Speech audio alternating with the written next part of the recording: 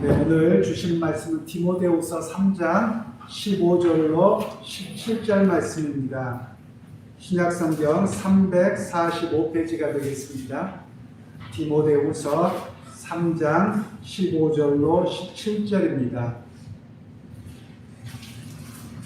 신약성경 345면에 있는 디모데후서 3장 15절로 17절입니다. 찾으셨으면 우리 한 목소리로 합독하겠습니다. 또 어려서부터 성경을 알아내니 성경은 능히 너로 하여금 그리스도 예수 안에 있는 믿음으로 말미암아 구원의 이름을 지혜가 있게 하느니라. 모든 성경은 하나님의 감동으로 된 것으로 교훈과 책망과 바르게 함과 의로 교육하기에 유익하니 이는 하나님의 사람으로 온전하게 하며 모든 선한 일을 행할 능력을 갖추게 하려 합니다. 아멘. 오늘부터는 저희 교회가 또 총회가 신앙 고백으로 결정했던 12개의 신앙 고백이 있습니다. 우리 장로님들은 이거 고시를 보셔서 다 아실 거예요. 장로님들 아마 이거 12개 외워갖고 쓰시느라고 참 고생하셨을 텐데, 우리 신앙의 기초가 무엇인지를 먼저 살펴볼 것인데, 신앙에 있어서 가장 중요한 첫 번째는 하나님의 말씀에 대한 겁니다. 우리 오프라인으로 교회에 나오신 분들은 12신조를 나눠드렸는데 온라인으로 참여하시는 분들 드리지 못해서 참 죄송한데요. 나중에 주일에 사무실에서 받아가시면 여러분들 좀 이해를 하시기가 더 쉬울 것 같습니다. 이 12신조에 대한 역사를 간단하게 설명을 드리면 이렇습니다. 우리나라에 처음에 선교사님들이 와서 복음을 전하게 되어졌죠. 그리고 복음이 전하게 되고 동노회라고 해서 최초로 평양을 중심으로 해서 노회가 형성이 되었습니다. 그런데 우리 한국 교회가 이제 막 어린 교회였기 때문에 웨스트민스터 신앙 고백서를 다 가르칠 수가 없는 거예요. 그래서 선교사님들이 한 자리에 모여서 가장 신앙의 핵심을 뽑자. 그래서 그 신앙의 핵심을 가르치자. 그래서 12제자니까 아마 12개만 하자 이랬는지는 모르겠습니다만 12개로 요약을 했어요. 그 12개를 요약해서 우리 총회 헌법의 제일 첫 번째 면에 우리가 믿는 바는 이런 거다 해서 신앙 고백서를 작성하게 됩니다. 그래서 이것을 12신조, 12개로 된 신조다 이렇게 이야기를 하고 고백을 합니다. 저희 같은 목사들도 배우고 또 시험을 보고요. 장로님들도 고시 볼 때 이 신앙의 바른 고백 가운데 있느냐 그렇게 묻고 또 필기시험으로 보기도 하는 내용들입니다. 원래 이 내용들은 목사나 장로들만 알아야 되는 내용은 아니고요. 우리 성도들도 내가 믿는 신앙의 기초가 무엇인가를 알도록 하기 위해서 작성이 되었습니다. 그런데 헌법책에 기록되어 있다 보니까 굳이 여러분들 헌법책을 살 필요가 없잖아요. 그래서 목사님들만 주로 알고 그냥 넘어가는 것 같습니다. 그런데 오늘 제가 여러분들하고 이렇게 복사해서 나눠드려서 우리의 신앙의 가장 기초가 무엇인가를 먼저 이야기를 하게 될 겁니다. 12신조의 1번은 이렇게 이야기를 합니다. 신구약 성경은 하나님의 말씀이니 신앙과 행위에 대한 정확우호한 유일의 법칙이다.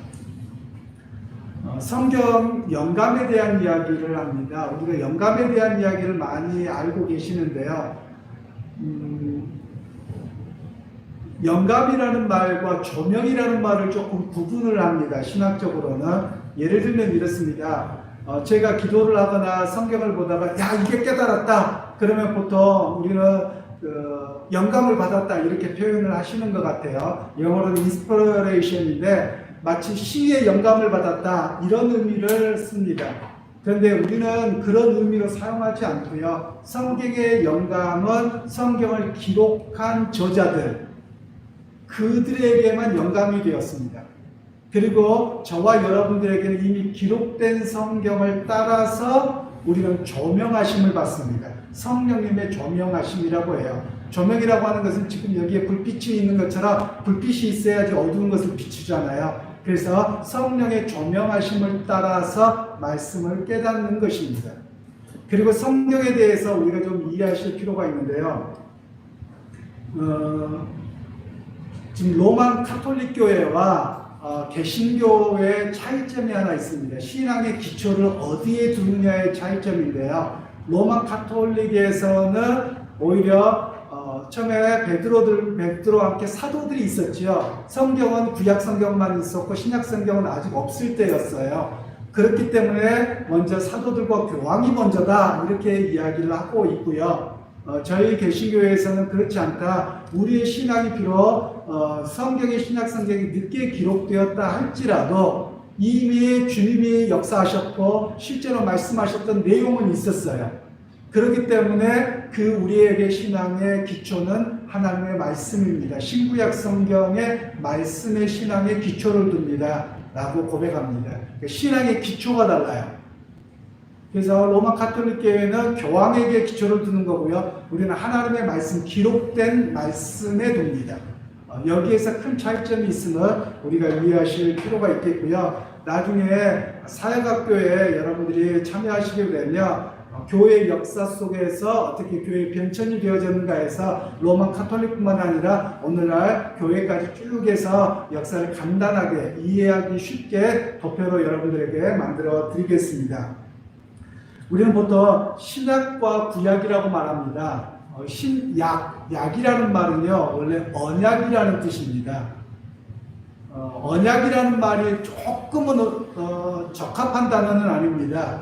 정확하게 더 쓴다면 계약이라는 말이 맞습니다. 왜냐하면 언약이라는 말은 말씀 문자를 써서 말로 맺은 언약을 이야기하거든요. 그런데 창세기에 가시면 아브라함이 17장에 하나님과 설계를 쪼개놓고 지나가시는 장면이 나오죠. 제가 한번 말씀을 드렸을 텐데요. 그것은 말씀의 언약이 아니라 행위 언약입니다. 그리고 그것을 조금 더 거슬러 올라가면 아담과 하와가 하나님께서 만드신 다음에 그들에게 선악을 알게 하는 나무를 만들어 주셨습니다.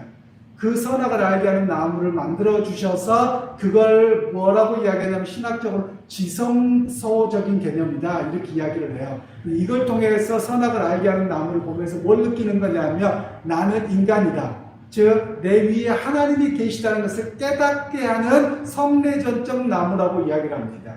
예를 들면 나무 열매를 따먹었다고 죄가 쑥 들어오겠습니까? 그런 의미가 아니에요. 즉 이걸 보면서 하나님과 나와의 분명한 구분이 있다. 이걸 깨닫도록 하는 것이 바로 선악을 알게 하는 나무였다는 겁니다. 그런데 여기에서 한 가지 우리가 깨달을 것은 이것도 행위 언약입니다. 즉 순종하면 하나님께서 복을 주시고 불순종하면 하나님은 벌을 주시는 거죠. 그래서 그때는 행위 언약이라고 합니다. 그래서 행위 언약과 말씀 언약으로 계속 이어집니다. 우리에게도 마찬가지입니다. 믿음 생활을 하면서 그냥 말로만 듣고 머리로만 알아. 여러분 어떻습니까? 아마 여러분들이 자녀들을 키워보셔서 알 거예요. 자녀들에게 야 이렇게 하면 큰일 나 꼭 조심해 그러면 알았어 엄마 알았어 이러고 가요. 근데 건성으로 듣고 갑니다. 그럼 어떻게 해요? 또 이야기해요. 그럼 엄마가 맨날 잔소리야 시끄러워 이러잖아요. 그럼 여러분 뭐라고 하십니까? 야 알아들었으면 실행을 해야지 네가 실행을 안 하니까 뭐라고 하는 거 아니야 이렇게 말씀하시잖아요. 저희도 마찬가지입니다. 하나님께서 행위 언약과 말씀 언약은 떨어진 게 아니라 동전의 양면과 같은 거예요. 하나님은 말씀하시고 우리는 거기에 순종하는 겁니다. 그럼 그 순종을 통해서 하나님과의 언약 관계가 이어지는 겁니다. 나중에 여러분들에게 성경을 가르치면서 바이블 스터디 때는 이 언약에 대한 이야기를 좀 할 겁니다. 하나님께서 어떤 언약을 갖고 우리에게 말씀하시는가? 이 언약은 일반적으로 구원 역사라고 말합니다. 구속사라고 말하는데요. 즉 아담과 하와가 처음 맺었던 언약이 있습니다. 아담이 선악을 알게 하는 나무 열매를 따먹고 나서 창세기 3장 15절 말씀을 원시복음이라고 합니다. 창세기 3장 15절을 뭐라고 말씀하냐면 여인의 후손이 뱀의 머리를 상하게 할 것이요 뱀의 후손은 여인의 후손의 발꿈치를 물을 거라고 이야기를 하지요. 그런데 창세기 그때부터 지금까지 역사가 이 두 라인입니다. 즉 여인의 후손은 1차적으로 예수님이세요. 예수님이 계속해서 오려고 하는데 뱀의 후손들이 끊임없이 예수님이 오게 되는 그 자손을 끊으려고 합니다. 그 여러 사건이 있는데 가장 대표적인 사건 중에 하나가 애굽에서 모세가 하마터면 죽을 뻔했다. 즉 2세 이하를 죽이려고 했던 사건이고요. 그게 한참 건너뛴 다음에는 예수님 시대에 헤롯 대왕이 2살 이하로 다 죽이려고 했죠. 그리고 발꿈치를 결정적으로 물은 사건이 언제냐면 예수님을 십자가에 못 박아 죽인 사건입니다. 그런데 예수님은 어떠십니까? 거기서 승리하셨어요. 부활하셨거든요. 그래서 뱀의 머리를 밟았다는 거예요. 뱀의 왕권, 사단의 왕국을 깨뜨리셨다라고 말씀하는 겁니다. 그러게 지금 사단들이 역사하고 마귀들이 역사하는 것은 쫄개들입니다. 그래서 두려워할 필요가 없습니다. 그래서 오늘 우리가 믿음으로 보면 우리는 누구냐? 여인의 후손으로 오신 예수 그리스도를 믿는 사람들이에요. 어찌 보면 저나 여러분들이 그 여인의 후손의 역사를 써가야 돼가는 사람들이에요. 그래서 이것을 언약이라고 말을 합니다. 그래서 이 언약이 옛날에는 희미합니다. 창세기 3장 15절에는 희미하게 그래서 오실 예수 그리스도를 바라보도록 합니다.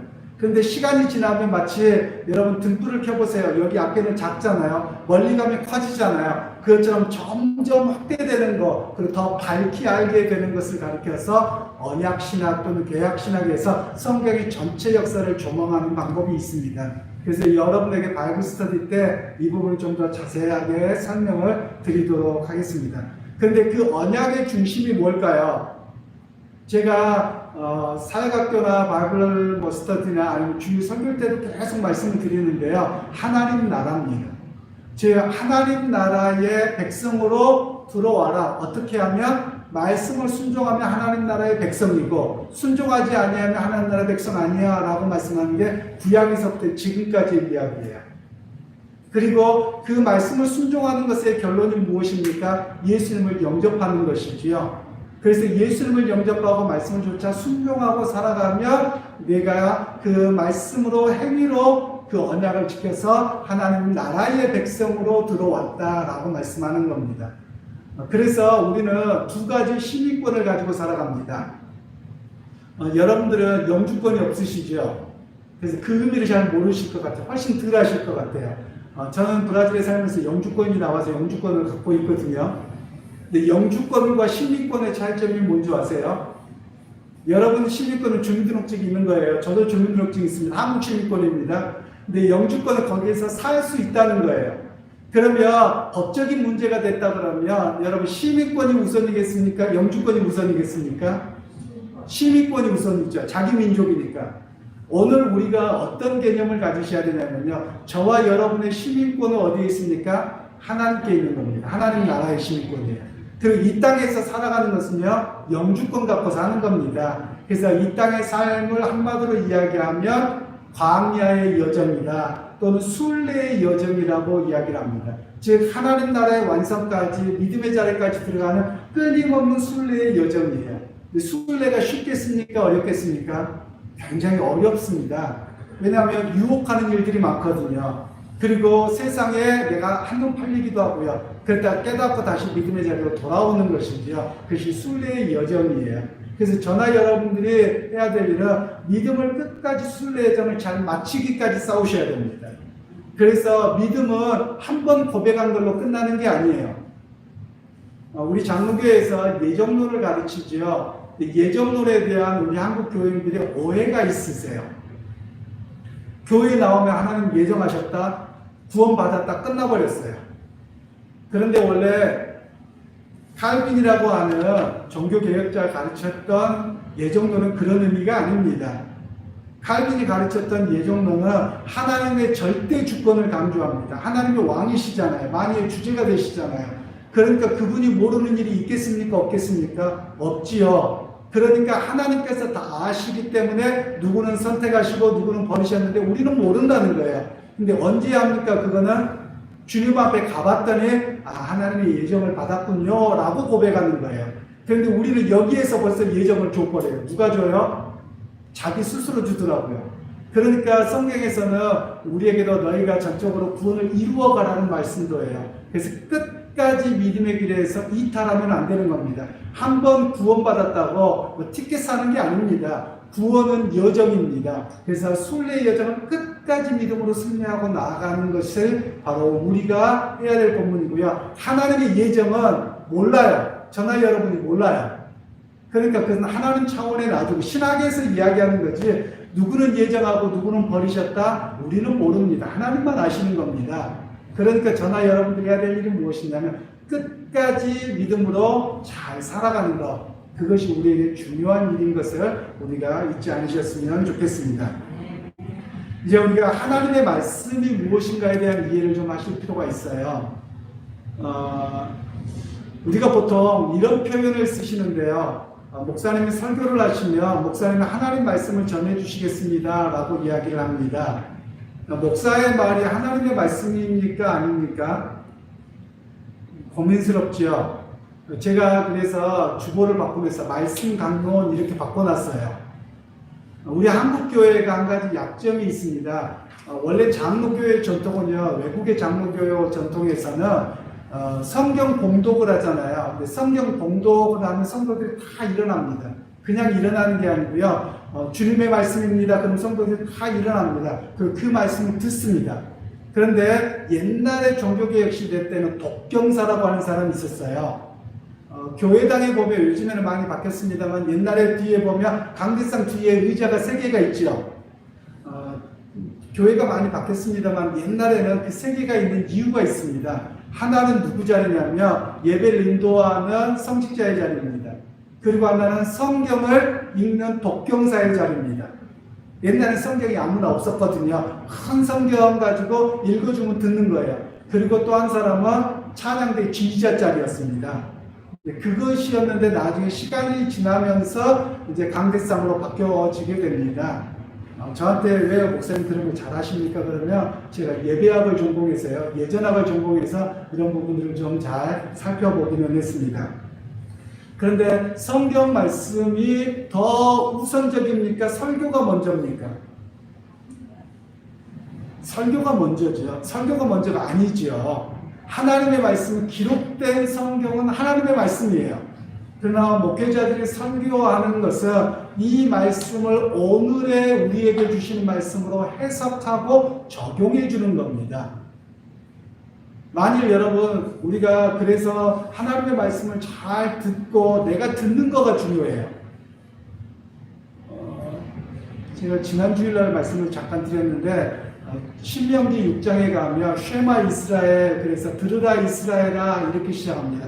하나님의 말씀은 어떻게 듣냐면 보고 구경하는 게 아니라 듣는 겁니다. 그걸 듣고 내가 순종하는 겁니다. 그것이 바로 말씀에 대한 바른 경청의 자세입니다. 오늘 우리가 말씀에 대한 이야기도 그렇죠. 오늘 말씀을 잘 해석하고 또 그것을 잘 전달해야 될 몫은 목사들에게 있습니다. 그래서 목사들의 그 직임이 절대 가볍지 않습니다. 하나님의 말씀을 자기의 어떤 입장이나 무엇에 따라서 의견을 개진하거나 그렇게 하면 아니 됩니다.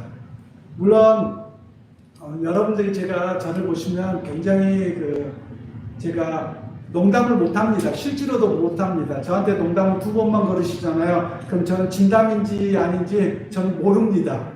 제가 굉장히 그거에 대해서 어렵고요. 농담을 해도 유머를 해도 굉장히 썰렁맨인데요. 저는 개인적으로 목사님들이 말씀을 전할 때 농담이나 함부로 된 말을 안 하셨으면 좋겠어요. 제가 설교학을 또 신학교에서 가르치기도 했는데요. 우리가 목사들이 평소에 말과 행동을 조심해야 될 이유는 우리가 전하는 것은 주님의 말씀이거든요. 그러면 우리의 말과 행동이 거룩함으로 있어서 주의 말씀에 누가 되지 않도록 잘 전달해야 될 역할이 우리에게 있기 때문에 더 조심해야 되는 것이 목회자들의 몫이기도 합니다. 또한 이 성경을 통해서 우리가 깨달아야 될 것은요, 신앙과 행위에 대한 정황부호한 말씀이다 라고 되어져 있어요. 이것을 알기는 아는데 여러분 신앙생활은 오케이. 그런데 삶에서 여러분 성경이 어떤 이야기를 해주십니까? 해석이 달라가지고요. 어떤 분은 이렇게 하고 저렇게 하고 그래요. 예를 들면 이렇습니다. 여러분 안식을 지키십니까?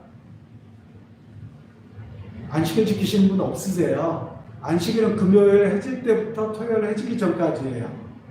그러면 왜 구약 성경에 안식일을 안 지킵니까? 라고 물으신다면 구약에서의 안식일의 목표가 있습니다. 그것은 안식일에 우리나라 말에는 뭐 일요일, 월요일, 화요일 이렇게 되어져 있잖아요. 근데 라틴어권의 문화를 가면 굉장히 성경적으로 되어 있어요. 그래서 일요일은 뭐라고 되어 있냐면 도밍고. 여러분 도밍고라는 말은 들어보셨죠? 유명한 성악가 중에 하나가 테너, 3대 테너 중에 한 사람이 플라시도 도밍고라는 사람이 있죠. 도밍고라는 말은 주님의 날이라는 뜻입니다. 라틴어로. 그리고 월요일이 세군다 페이라 그래서 두 번째 날, 세 번째 날, 네 번째 날, 다섯 번째 날. 그리고 금요일은 여섯 번째 날. 그리고 토요일은 사바두에서 히브리어로 사바트라는 단어인데 이게 쉼이라는 안식이라는 단어예요. 그래서 토요일이 안식일 이렇게 되어 있습니다. 이게 오히려 라틴어권에서 훨씬 더 성경적으로 그 날짜를 잘 가늠할 수 있어요. 일주일의 시작이 어떤 날입니까? 일요일이에요. 주님의 날이에요. 그러면 구약에서의 안식일의 개념은 어떤 것이냐면 하나님께서 창조하셨기 때문에 쉬라는 거예요. 그럼 왜 쉬라고 합니까? 사람은 자기 눈앞에 보이는 일이 있잖아요. 그럼 안 쉽니다. 돈 된다고 하면 어떻게든지 몸에 무리를 하고 살아갈 수밖에 없는 거예요. 그것에 대해서 하나님께서 우리를 쉬게 하신 거예요. 예수님께서 안식일이 사람을 위해서 있는 거라고 말씀하셨어요. 즉 안식일은 사람의 생각과 여러 가지를 쉼을 얻도록 하셨어요. 그럼 주일날은 어떤 날입니까? 주일날은 예수님께서 부활하신 첫날입니다. 그래서 이 날을 신학적으로는 재창조의 날이라고 말합니다. 즉 예수 그리스도 안에서 새롭게 태어난 날이라는 개념으로 씁니다. 즉 우리가 이 새로운 창조의 날에 하나님의 사역을 감당하고 은혜를 누리는 것이 필요합니다. 우리 교회가 참 제가 보니까 여러 가지로 감사한 일들이 많은데요. 저희 교회가 좀 쉼도 잘 하시는 것 같습니다. 왜냐하면 주일날이 죽일날이 되어 있는 교회들이 많더라고요. 교회가 사역이 너무 많잖아요. 물론 일주일에 한 번밖에 못 모이기 때문에 그러기도 하겠지만 사실 그렇게 해서는 안 됩니다. 제가 독일에 유학을 갔더니 독일 분들이 그러시더라고요.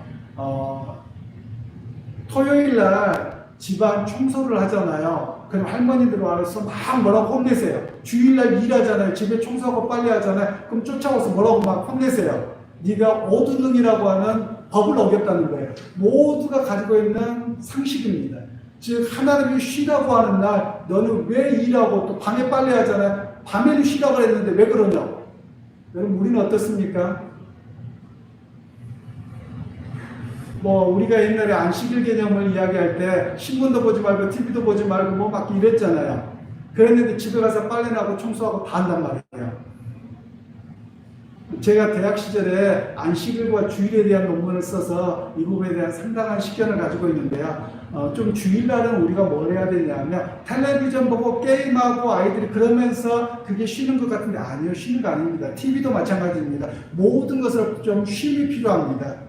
그래서 유럽 사람들의 예배 드리는 걸 봤더니 어떻게 하냐면요. 그 사람들 오전 예배 드리고 그냥 가까운 걸어서 자전거 타고 갈 수 있는 공원에 가서 쉽니다. 아무것도 안 하고요. 그냥 돗자리 하나 펴놓고 그 다음에 런치 싸갖고 와서 그냥 둥글둥글 하고 있다가 와요. 그러니까 뭐가 없으니까 월요병이 없는 거예요.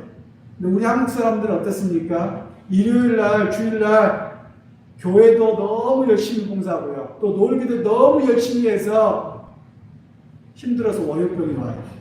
그래서 한동안은 제가 알기로는 어떤 분에게 들었어요. 교회 다니는 사람, 교회 열심히 봉사하는 사람을 직장에서 안 뽑는답니다. 그래서 왜 그러냐 그랬더니 월요병이 심하대요. 교회 다니는 사람들이. 너무 죽일날이 돼 있어가지고 너무 힘들다는 거예요. 우리가 좀 바뀌긴 하셔야 됩니다. 쉼의 시간들이 우리에게 주어져야만 합니다. 또 이제 성경에 대한 이해 속에서 여러분 계시라는 말을 잘 이해하실 필요가 있습니다. 우리가 계시록 그러면 마지막 요한계시록을 이야기하잖아요. 성경을 계시라고 말합니다. 이 말은 어떤 뜻이냐면 하나님이 보여주신 것 이런 뜻이거든요.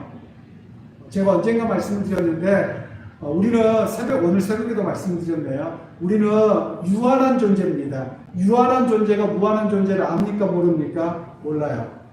좀 이렇게 설명하면 어떨까요? 제가 브라질에서 13년을 생활하다 왔잖아요. 여러분이 브라질을 잘 알겠습니까? 제가 잘 알겠습니까? 제가 잘 알죠. 갔다 왔고 살아봤으니까요. 그죠? 그런데 우리는 텔레비전이나 뉴스 보는 게 전부예요. 여러분 해외에 나가시면 해외 사람들도 똑같습니다. 저희가 제일 불편했던 게 뭔지 아세요? 나가서 한국 사람이냐고 물어봐요. 그렇다고. 그러면 너 남한 사람이야 북한 사람이야 그걸 물어봐요. 우리는 이해가 안 되죠. 북한 사람은 어디 자유롭게 돌아다닙니까? 말도 안 되는 건데요. 이 사람들에게는 북한이나 남한이나 별 차이가 없는 거예요. 그리고 뉴스에 뭐 김정은이가 핵 쏘았다 뭐 했다 그러잖아요. 그러면 세계 다 뉴스가 나옵니다. 그러면 북한이 훨씬 더 뭐 이렇게 한 줄 알고요. 그리고 한국을 이렇게 제가 들어올 때 요번에나 아니면 뭐 잠깐 들어오면 야 왜 한국과 전쟁 금방 날 거야. 들이 진짜 위험하잖아 이래요. 그래서 야 모르는 소리 하지 마라. 브라질이나 다른 나라 우리나라 빼놓고 그냥 밤에 마음 놓고 돌아다니는 나라가 없어요. 야 브라질은 못 돌아다니잖아. 무슨 전쟁 거기는 새벽 4시 5시까지 돌아다니는 아무 일 없어. 정말 그러고 놀란단 말이에요. 그러니까 경험을 안 해보면 모르는 거죠. 그래서 갔다 온 사람이 이야기하면 아 그런가 보다. 또 사진을 보여주면 아 그렇구나 안다는 거예요. 그것처럼 우리가 하나님을 알 수가 없어요. 어떻게 합니까? 그러니까 하나님께서 내가 누구인지 내가 어떤 계획인지를 보여주는 이야기가 성경이라는 거예요. 그래서 성경을 계시라고 말하는 겁니다. 오늘 우리의 인생의 길도 마찬가지입니다. 하나님께서 성경을 잘 묵상하잖아요. 그럼 성경에 많은 사람들이 성공한 역사가 있고요. 실패한 역사가 있습니다. 실패한 역사가 대부분이에요. 즉 하나님 앞에 믿음으로 끝까지 살지 못하고 중간에 미끄러지고 넘어진 사람들이 참 많거든요. 그 사람들을 거울 삼아서 나는 저렇게 하지 말아야 되겠다라고 우리에게 말씀을 주세요.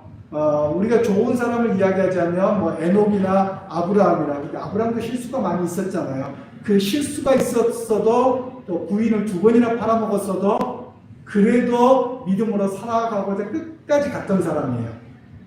오늘 그 말씀을 들었다면 나도 아브라함처럼 여러분 내 이익을 따라서 하나님 약속 안 따라갈 때가 많잖아요. 그럼에도 불구하고 다시 정신 차리고 믿음의 길로 끊임없이 돌이키는 것 바로 이것이 성경이 계시하는 내용입니다. 그래서 성경의 수많은 인물들 또 직접적으로 뭘 해라 라는 이야기가 나오면 우리가 어떻게 살아가야 될지를 배우는 내용입니다. 물론 오늘날 핸드폰 쓸 거냐 말 거냐 뭐 이런 이야기를 가르치는 것은 아니지요. 삶의 방향을 어떻게 하고 살아가야 될 것인가를 가르치는 것이 바로 성경의 말씀이라고 우리에게 이야기를 합니다. 성경에 대한 오해를 하시면 이렇습니다. 여러분들이 유대인들, 정통파 유대인들이나 이런 사람들 TV에서 많이 보셨을 겁니다. 저는 유대인들하고 같이 살아봐서 아는데요. 유대인들은 집에 들어가면 성경의 신명기 말씀에 민수기의 말씀에 너희가 들어갈 때 방에 이렇게 문설주에다가 뭘 붙여놓아라 맨날 이런 이야기가 나와요. 그리고 내 이마에 말씀을 붙여놓고 이런 이야기가 나오잖아요. 이 말씀을 받아서 우리 한국교회는 말씀 카드도 받고 또 1월 첫 주에 첫날 말씀 카드 받잖아요. 그리고 또 집안에 성구도 새겨놓잖아요. 참 좋은 문화입니다. 잘 해석해서 잘 받아들인 거예요. 근데 유대인들은 어떻게 하냐면요. 중절모자 쓰고 다녀요. 그래서 중절모자 벗겨보잖아요. 그럼 여기 새카맣게 해서 이렇게 뒤로 묶어가지고 말씀 상자 놓고 다닙니다. 왜냐면 내 미간에다 말씀을 세우라 그래가지고요. 또 그 사람들은, 남자들은요, 여기 귀밑머리를 안 자릅니다. 그래서 꼬아가지고 이렇게 돌리고 다녀요. 그래서 유대인들이 이 코로나 사태 때 마스크를 안 쓰고 다닙니다. 수염을 길러놓으니까 수염 쓰면 얼마나 수염이 길면 간지러운지 아세요? 제가 코로나 사태 때문에 수염을 잠깐 길러봤거든요. 제법 괜찮더라고요. 그런데 수염을 기르고 마스크를 쓰니까 가벼워요. 그런데 유대인들이 수염을 못 깎아요. 그러니까 얼마나 가렵겠습니까? 그래서 법으로 정해놔도 그 사람들이 잘 안 쓰더라고요.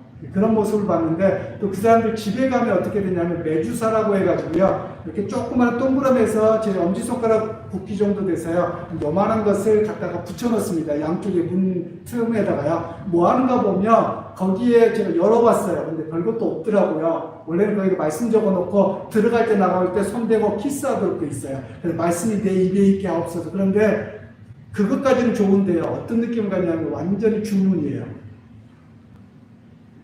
그거 안 하면 큰일 나요, 이 사람들. 완전 종교적인 그런 어떤 미신적으로 되어버렸고요. 또 유대인 남자아이들은 여기에다가 줄을 2개 달고 다닙니다. 속옷에다가. 쯧쯧이라고 하는 건데요. 이게 뭐냐면, 레위기에 이스라엘 백성들 중에 대제사장이 하나님 앞에 들어갈 때 그가 가슴과 머리에 뭐 우림과 둠빔을 하고 뭐 이렇게 하잖아요. 성경에는 뭐라고 되냐, 머리에 성결이라고 쓴 것을 쓰고 그 위에 모자를 쓰고 들어가게끔 돼 있어요. 그 성결이라는 말이 거룩이라는 뜻이거든요. 근데 제사장은 그 거룩이 있는데 그냥 거룩 자체예요. 근데 일반인들은 그 거룩이 없으니까 그것과 관련된 실을 흰색과 파란색으로 짜서 그걸 들고 다녀야지 거룩하다고 생각하는 거예요. 그런다고 거룩해집니까? 사람이 거룩해야지 거룩하죠. 그러니까 그런 정도로 미신적으로 유대교가 변해버린 겁니다. 지금도 그렇지만 예수님 시대도 그래요.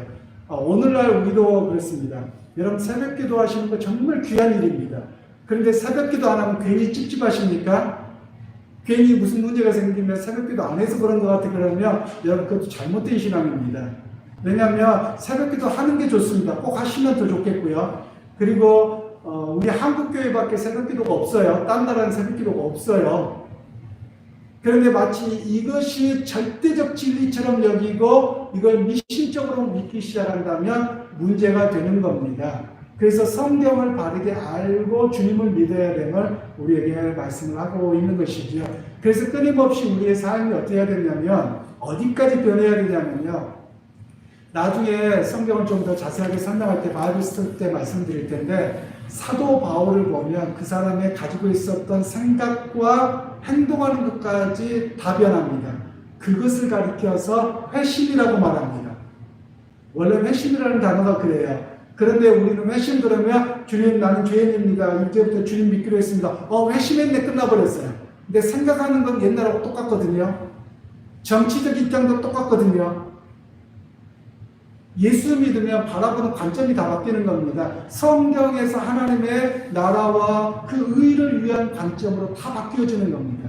예수 믿는 것과 삶은 전혀 상관이 없어버려요. 한국교회가. 가장 큰 약점이 그겁니다. 한국교회가. 능력이 없고 지금 세상에 손가락질 당하는 이유가 거기에 있어요. 여러분이 나중에 사도행전을 좀 쭉 봐보세요. 그러면 사도들이 가서 복음을 전했던 이야기가 별로 많지 않습니다. 대부분의 교회는요, 그냥 오순절을 경험한 성도들이 자기가 원래 살던 동네로 갑니다. 살던 도시로 갑니다. 그러면 이 사람 삶이 바뀌어졌거든요. 옛날에는 같이 사기도 치고 뭐 하던 사람이 갑자기 바뀐 거예요. 예수 믿으니까 말투도 바뀌고 행동하는 게 다 바뀐 거예요. 그리고 섬기는 거예요. 그걸 보면서 야, 너 도대체 왜 바뀌었어? 나 진짜 너 보니까 괜찮은 것 같다. 그래서 그 사람들이 예수를 믿기 시작하는 겁니다. 삶으로 보여줬던 거예요. 그게 믿음이거든요. 오늘 우리는 그 믿음을 잃어버렸어요. 삶으로 보여주는 믿음을 잃어버렸어요. 저나 여러분들이 회복해야 될 일은 그런 삶으로 믿음을 회복하는 일이 필요한 것입니다. 그래서 하나님의 말씀은 그걸 가르쳐요. 그래서 우리가 성경적인 관점에서 세상을 어떻게 바라볼 것인가, 또 사업은 어떻게 할 것인가, 일은 어떻게 할 것인가, 학업은 어떻게 할 것인가, 이런 모든 문제까지 방향성을 주세요. 그럼 그 방향성을 따라 살아가는 것이 신앙과 삶의 유일한 법칙이라고 말하는 겁니다. 그래서 저는 우리 성도님들이 그렇게까지 되었으면 좋겠어요. 그렇게까지 성장해야지 하나님 앞에 나오는 예배당 안에서만 하나님을 가둬놓고 사시면 안 됩니다. 유대인들의 가장 예수님 시대의 문제가 그거였거든요. 회당에 가서는 또는 성전에 가서는 하나님께 제사드리고 뭘 다 해요. 밖에 나가서는 사기치고 나쁜 짓은 또 다 해요. 그러면서 하나님 믿는다고 이야기합니다. 여러분 그건 아니지요. 그래서 유대인들 가운데서도 예수 믿는 사람의 삶이 바뀌었던 겁니다. 삶이 바뀌고 예수를 믿으면 결국은 내 삶으로 신앙을 드러내는 겁니다. 그래서 여러분 저는 교회에서밖에 안 봅니다. 그래서 제가 요즘엔 그렇다면서요. 아마 여기 계신 분들이나 아니면 어르신들은 목사님이나 사모님이 준비를 맺어주면 그렇게 감사하면서 옛날에 그런 생각을 잘 하셨다 그래요. 근데 요즘에는요. 목사님이나 사모님이 하면 고개를 절레절레 흔든답니다. 왠 줄 아세요? 목사나 사모님 교회에서밖에 못 보거든요. 제가 브라질에서도 소개를 해봤어요. 그랬더니 잘하는 집사님이 뭐라고 이야기하는 줄 아세요? 이제 권사님이 되셨네요. 목사님, 사모님 교회에서밖에 모르죠. 쟤네들 밖에서 어떻게 하고 돌아다녔는지 우리 다 알거든요. 쟤네들 교회에서 거룩한 척한 것뿐이에요. 그 이야기를 들으면서 그렇구나. 삶이 뒷받침이 못 되는구나. 이런 생각을 한 적이 있어요. 그래서 여러분 우리가 하나님의 말씀을 알아갈수록 거룩한 백성으로 살아가기를 소원하고요. 또 기독교 정신 가운데에서 한 가지가 있습니다. 기독교에서 종교개혁을 할 때 네덜란드를 중심으로 인해서 웨스트민스터 신앙고백서가 생깁니다. 그것이 영국에서 시작돼서 만들어지긴 하지만 그때 두 가지를 종교개혁자들이 강조합니다. 첫째는 하나님의 말씀이고요. 그리고 두 번째는 상식입니다. 즉 우리 장로교는 철저한 상식 바탕 위에 서 있다는 거예요. 옛날에는 교권, 즉 교회에서 성직자들이 무조건 해라고 하면 미신적으로 믿고 막 이런 모습들 속에서 살았어요. 근데 종교개혁자들은 당시에 문예부흥운동이라고 해서요. 여러분들 그림이나 음악 같은 것도 많이 달라지거든요. 옛날에는 예를 들면 지구가 어떻게 생겼다고 합니까? 평평하다고 했잖아요. 그래서 갈릴레이가 종교재판에서 죽이려고 하니까 나오면서 그런다고 해놓고 그래도 지구는 둥근데 이러고 나왔다고 하잖아요. 그래서 그런 영향들을 다 받았고 그래서 우리는 과학도 잘 받아들이고요. 의학도 받아들입니다. 그래서 기독교는 기본적으로 가지고 있는 것이 하나님의 말씀과 상식 두 가지 같습니다. 물론 상식이라고 하는 것이 성경에 위배되면 그거를 받아들이지는 않습니다. 그러나 배치되지 않는 한은 상식이라는 걸 그대로 우리는 받아들여요. 그래서 오늘날 감염병이 참 문제가 되잖아요. 상식선에서 생각하면 어떻습니까? 다 마스크 쓰고 계시는데 마스크 잘 쓰셔야 되고요. 손 잘 소독하시고 조심하셔야 되는 거예요. 믿으면 된다고? 여러분 기독교는 원래 그렇게 시작 안 했어요. 기독교는 상식을 기본으로 두고 시작했다는 말이에요. 하나님의 말씀과 상식 이 두 가지를 가지고 시작됐다는 걸 기억하시고 여러분이 아는 많은 것들 중에서 말씀과 상식에 어긋나지 않는 세상 사람들에게 볼 때 얼마나 요즘에 교회가 욕먹습니까? 상식적이지 않아서요. 우리 기독교의 출발점과 너무 다르게 가버린 겁니다. 그래서 이 두 가지를 기억하셔서 하나님의 말씀을 따라 살되 또 이 땅에서 주어진 또 일반 은총이라고 합니다. 보통 계시라고도 하고요. 두 가지를 이야기합니다. 신학에서는 하나는 특별 계시와 또 특별 은총과 일반 은총을 이야기해요. 특별 은총은 성경입니다. 특별 계시는 자연 은총은요. 아까 말씀한 상식, 의학 이런 모든 것을 다 이야기합니다. 즉 우리 기독교는 하나님께서 성경을 통해서 특별하게 말씀도 하셨지만 상식적이고 그리고 의학과 학문에서 이야기한 것들을 다 받아들인다. 이 두 가지를 가지고 이야기를 하는 겁니다. 여기에서 우리가 잊어버리지 않으셨으면 좋겠고요. 그래서 여러분들이 세상 가운데서도 상식에 합당한 그런 믿음 생활하시고 또 상식을 더 뛰어넘어서 더 거룩하고 더 세상 사람들에게 영향을 줄 만한 선한 영향력을 줄 만한 그런 믿음의 성도들로 살아가실 수 있기를 간절히 소원하고 축복합니다. 기도하겠습니다. 거룩하고 자비하신 하나님의 은혜를 감사합니다. 말씀을 통해서 성경에 전체적으로 우리에게 하시는 메시지가 무엇인지를 잠깐 들었습니다.